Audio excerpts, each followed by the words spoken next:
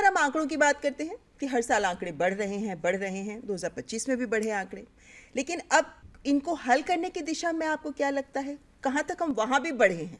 ना केवल केसेस हो रहे हैं, उनको हल करें या वो केसेस ना हो, इस दिशा में भी काम हुआ है पिछले साल में।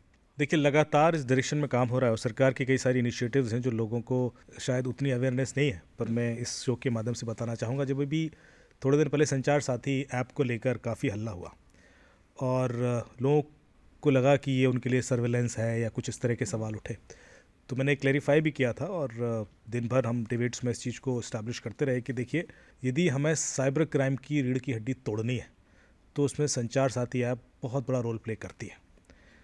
क्योंकि साइबर क्राइम जब हो जाता है उसके बाद आप पुलिस के पास जाते हैं और सोचते हैं कि अभी वो चुटकी बजाएंगे और क्रिमिनल उठा लेंगे, वैसा नहीं होता, क्योंकि क्रिमिनल इंडिया में होगा ही नहीं। अधिकतर तो वो मलेशिया, कोलम, यहाँ आपके म्यांमार, लाओस, वहाँ से बैठ के ऑपरेट कर रहे हैं। जो डिजिटल अरेस्ट के जितने मामले हुए हैं सारे लाओस से हुए थे। अब ऐसे में आपको रिलीफ यदि देना है तो उसमें काफ़ी वक्त लगता है, पैसा भी देश के बाहर निकल जाता है। एक तरीका है, वो तरीका ये है कि आप प्रोएक्टिवली उसको रोक लें। संचार साथी ऐप में आप देखेंगे जो 6 सिटीजन सेंट्रिक सर्विसेज हैं, यदि वो आप रेगुलर इस्तेमाल करने लगे तो साइबर क्रिमिनल अपना अटैक कर ही नहीं पाएगा। सबसे पहले तो आप देखेंगे कि कोई भी साइबर क्राइम को करने के लिए 3 चीज़ें चाहिए: सिम कार्ड, बैंक अकाउंट और फ़ोन।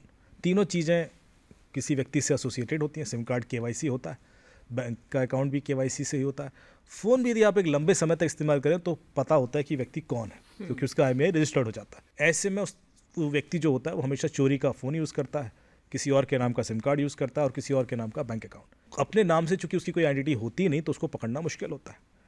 लेकिन यदि हम इस तरह के अकाउंट और सिम कार्ड रिपोर्ट कराने शुरू कर दें तो जब पहली बार किसी को लूटा गया उसने तुरंत संचार साथी पे गया और रियल टाइम में रिपोर्ट कर दिया तो बंदा ख़त्म। अब वो नंबर किसी और के लिए इस्तेमाल कर ही नहीं सकता, वो बैंक अकाउंट किसी के लिए इस्तेमाल कर ही नहीं सकता, वो फ़ोन किसी के लिए इस्तेमाल नहीं कर सकता। ये तीनों चीज़ें रियल टाइम में संचार साथी ऐप में आप कर सकते हैं।